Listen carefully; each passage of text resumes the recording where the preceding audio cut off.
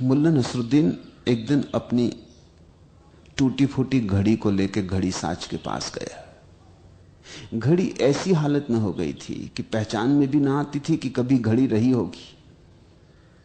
7 मंजिल मकान से गिर गई थी। जेब घड़ी थी, कुछ देखने को झांकता था खिड़की से, कुछ ज्यादा झांक गया, घड़ी खिसक गई। अब 7 मंजिल से गिरी थी तो सब तहस नहस हो गई। घड़ी साज की टेबल पर जब उसने घड़ी रखी, घड़ी यानी बहुत से कलपुर्जे, टूटे फूटे कांच के टुकड़े, सब तोड़े मुड़े, तो घड़ी साज ने भी गौर से अपना चश्मा ठीक करके देखा कि क्या चीज है। उसने पूछा, बड़े मियां क्या है? तो नसरुद्दीन का हद हो गई, देखा नहीं कि जेब घड़ी। घड़ी साज बोला, अरे तुमने, इतना ही वो कह पाया था कि अरे तुमने, कि मुल्ला ने समझा कि वो कह रहा है कि अरे तुमने गिरने क्यों दी। तो मुल्ला बोला, क्या कर सकता था, गिर गई। 7 मंजिल खिड़की से झांकता था, चूक हो गई। घड़ी साज ने कहा, गिरने की तो मैं कह ही नहीं रहा, मैं ये कह रहा हूं कि तुमने उठाई क्यों। अब इसको उठाने में सार क्या है?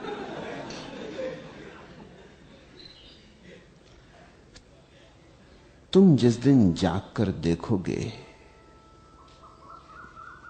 उस दिन तुम पाओगे जीवन में कुछ था ही नहीं।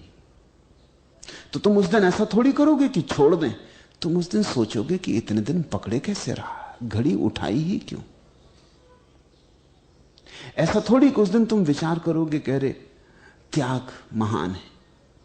उस दिन तुम्हारे मन में सवाल उठेगा कि इतने दिन तक भोग में डूबा कैसे रहा, यह हुआ कैसे, इतना अंधा था, इतना अंधेरे में था, इतना बेहोश था कि जहां कुछ भी न था। पश्चिम में कहावत है कि दार्शनिक ऐसा आदमी है जो अंधेरी अमावस की रात में अंधेरे कमरे में एक काली बिल्ली को खोज रहा है जो वहां है ही नहीं। यह सारे जीवन की कथा है। एक अंधेरी रात में एक अंधेरे कमरे में काली बिल्ली को खोज रहे हो जो वहां है ही नहीं। मिलने का तो कोई उपाय ही नहीं है, लेकिन अंधेरा गहरा है और तुम्हारी धारणा है कि बिल्ली काली है, तो खोज जारी है। दिखाई नहीं पड़ रही है, खोजेंगे तो मिल जाएगी। किसी को कभी नहीं मिली, मगर किसी और की सुन के कमरे के बाहर मत निकल आना, अन्यथा भटकोगे, अन्यथा लौट लौट के कमरे में आ जाओगे। नहीं भी आए भौतिक रूप से तो मन आएगा, चिंतन आएगा, विचार आएगा, स्वप्न आएगा। इससे कुछ फर्क नहीं पड़ता कि तुम स्त्री के साथ आंख खोल के बैठते हो कि आंख बंद करके बैठते हो। इससे क्या फर्क पड़ता है कि तुम वस्तुतः धन को गिनते हो कि कल्पना में धन के सिक्के गिनते हो। इससे कुछ फर्क नहीं पड़ता, क्योंकि धन मात्र कल्पना है। वो जो नगद सिक्के मालूम पड़ते हैं, बजते हैं पत्थर पे पटको, तो वे भी उतनी ही कल्पना है जितनी आंख बंद करके जब तुम सिक्के गिनते हो। दोनों ही कल्पना है, मगर मेरे कहने से कल्पना ना हो जाएगी। अनुभव उधार नहीं लिए जा सकते। तुम्हारी अड़चन में समझता हूं, कहते हो प्यास नहीं जगती, द्वार नहीं खुलते। तुम उधार अनुभव की आकांक्षा कर रहे हो। उधारी से बचो। उधारी नहीं मारा, उधारी नहीं इतने दिन भटकाया है। अब उधारी बंद करो। अब तो अगर तुम्हें लगता है कि इस संसार में कुछ सुख है तो पूरी कोशिश कर लो, पूरी कर लेना, तन मन प्राण से। रत्ती भर बाकी मत रखना, क्योंकि बाकी रखा ही सताएगा, बाकी रखा ही पीछा करेगा। संसार पीछा नहीं करता। संसार में तुम जहां नहीं दौड़े, जो कोने अधूरे रह गए, बिना दौड़े रह गए, वही पीछा करते। जो जान लिया उससे तो छुटकारा हो जाता, जो अनजाना रह गया उसी के साथ बंधन बंधे रह जाते। तो तुम उतरो। प्यास नहीं जगती, जगाओ ही क्यों, अभी संसार की प्यास होगी। दोनों प्यास साथ साथ नहीं हो सकती। असत्य की जब तक प्यास हो तब तक सत्य की प्यास नहीं हो सकती। जब तक झूठ को पीने में रस हो तब तक सच को पीने में रस नहीं हो सकता। तो अभी झूठ में रस है, अभी अहंकार में रस है। अहंकार यानी झूठ। अभी पद मिले, प्रतिष्ठा मिले, सिंहासन मिले, अभी अहंकार में रस है। इस रस को अनुभव कर लो। और डर कुछ भी नहीं है, क्योंकि रस वहां है नहीं, बिल्ली कमरे में है नहीं। इसलिए मैं कहता हूं हिम्मत से खोज लो, कोना कोना खोज लो, पूरे रत्ती रत्ती को खोज डालो। तुम्हारे और महात्मा बहुत डरे हुए, तुम्हारे महात्मा भी उधार मालूम होते। वो तुमसे कहते हैं मत जाओ संसार में, उलझ जाओगे। मैं तुमसे कहता हूं जाओ, उलझ कैसे सकते हो? उलझाने योग्य वहां है क्या? हां, अगर न गए पूरे पूरे तो उलझे रह जाओगे। तो मन सदा कहता रहेगा काश गए होते, शायद मिल जाता। कौन जाने, कुछ हिस्सा अनजाना रह गया, वहीं हो संपदा, उसी जगह से चूक गए हो। तुम्हें पक्का भरोसा कैसे आएगा कि वहां बिल्कुल नहीं था सत्य, झूठ ही झूठ का फैलाव था, प्रपंच ही प्रपंच था। तो मैं तुमसे कहता हूं जाओ, जहां रस हो वहां जाओ। रस को बदलने की चेष्टा मत करो, कहीं तो रस होगा। ऐसा तो कोई आदमी नहीं है जिसका रस कहीं ना हो, क्योंकि ऐसा आदमी जी ही नहीं सकता, एक क्षण नहीं जी सकता। श्वास ही क्यों लेगा ऐसा आदमी जिसका कोई रस नहीं? सुबह उठेगा क्यों बिस्तर से? जहां बैठ जाएगा वहां से उठेगा क्यों दोबारा? चलेगा क्यों? आंख क्यों खोलेगा? जिस आदमी का कोई भी रस नहीं है वो तो उसी क्षण मृत हो जाएगा, उसी क्षण। एक क्षण भी जीने का कोई उपाय नहीं। जिजीविषा चली जाए तो जीवन चला जाता। तो तुम्हारा रस कहीं होगा। तुम्हारी तकलीफ मैं समझता हूं।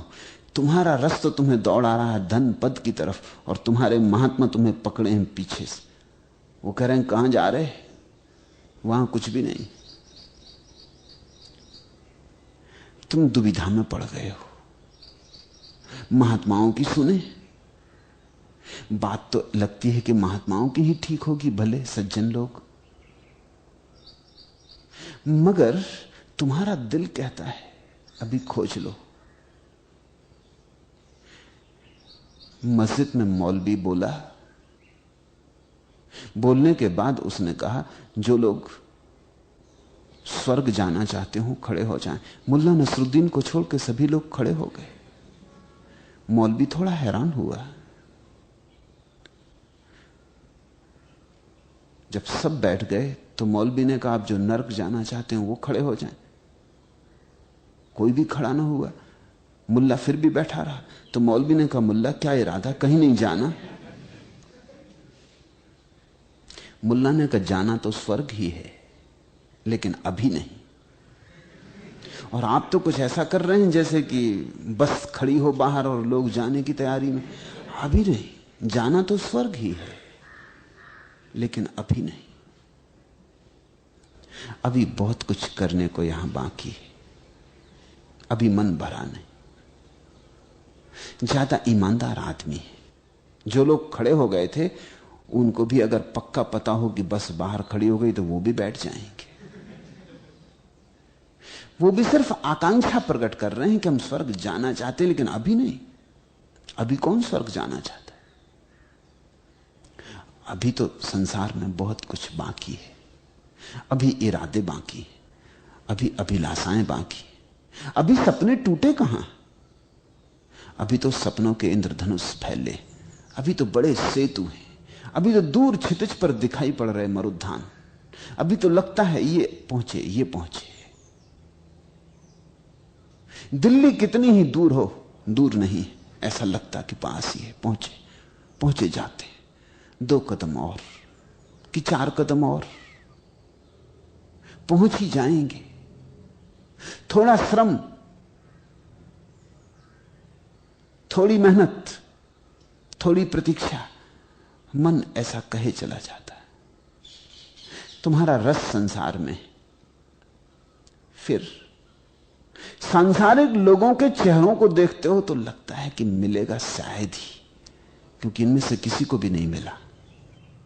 महात्माओं को देखते हो, संतों को देखते हो, लगता है शायद इन्हें मिला हो शांत आनंदित, मगर अपने भीतर तुम्हारा अनुभव कहता है अभी नहीं, अभी नहीं, और थोड़ा खोज लो। कौन जाने जो किसी को भी नहीं मिला वो तुम्हें मिल सकता हो। मन की एक बड़ी गहरी बात है, और वो गहरी बात यह है कि मन कहता है तुम अपवाद हो सकते हो। माना किसी को ना मिला होगा, लेकिन इससे क्या यह सिद्ध होता है कि तुम्हें भी ना मिलेगा? मन का एक नियम है कि वो सदा तुम्हें छिपाता है। वो कहता है तुम अपवाद हो सकते हो। सारे लोग मरे, पृथ्वी कब्रिस्तान है, रोज कोई मरता है, लेकिन तुम्हारा मन तुमसे कहता है और लोग मरते हैं, तुम थोड़ी मरते हो। तुम कहां मरे? अब तक तुम कहां मरे? कभी अपने को मरा देखा? तो हो सकता है तुम न मरो। मरने के आखिरी क्षण तक आदमी ये सोचता रहता मौत सदा दूसरे की होती, अपनी थोड़ी। अर्थी किसी और की उठती है, अपनी थोड़ी। दूसरों को मरघट पहुंचाते हो तुमको किसी ने कभी मरघट पहुंचाया? भीतर एक आशा जगी रहती कि शायद परमात्मा तुम्हें इस नियम से मुक्त रखेगा। जब चोर चोरी करने जानता है तो वो भी जानता है कि चोर पकड़े जाते, पर वो सोचता है शायद मैं न पकड़ा जाऊं। और पकड़े जाते होंगे, कुशल नहीं, कला नहीं आती। जब हत्यारा किसी की हत्या करता है तो जानता है कि हत्या का क्या परिणाम हो सकता है, लेकिन सोचता है मैं पकड़ा जाऊंगा, नहीं, सारा इंतजाम कर लूंगा, पकड़ना संभव नहीं होगा। तुम रोज इस नियम का उपयोग करते हो। कल भी क्रोध किया था, परसों भी क्रोध किया था, हर बात क्रोध करके दुख पाया, आज फिर क्रोध कर रहे हो। फिर भी सोचते हो शायद इस बार दुख ना हो, शायद इस बार पछतावा ना हो। कितनी बार कांटे हाथ में चुभे और कितनी बार लहू बहा, मगर इस बार सोचते हो फिर कांटे से खेलने, शायद इस बार कांटा फूल बने, शायद कांटा इस बार दया करे, शायद अब तुम इतने कुशल हो गए हो जीवन के अनुभव से कि अब कांटा तुम्हें न सता पाए। ऐसा मन बचाए चला जाता। जिस व्यक्ति को संसार में जीवन का शाश्वत नियम दिखाई पड़ जाता है कि मैं भी अपवाद नहीं हूं, मेरी भी मौत होगी, मैं भी मिट्टी में गिरूंगा, आज नहीं कल धूल में पड़ा रहूंगा, यहां पद और प्रतिष्ठाएं कहीं भी मुझे बचाने वाली नहीं, कितना ही धन हो तो भी मौत से कोई सुरक्षा नहीं है। जिस दिन व्यक्ति को ऐसा साफ साफ दिखाई पड़ जाता है, उस दिन जीवन में एक क्रांति घटती। उस दिन जो सारी प्यास नियोजित थी संसार की तरफ, बाहर की तरफ, वही सारी प्यास भीतर की तरफ नियोजित हो जाती, परमात्मा की तरफ नियोजित हो जाती।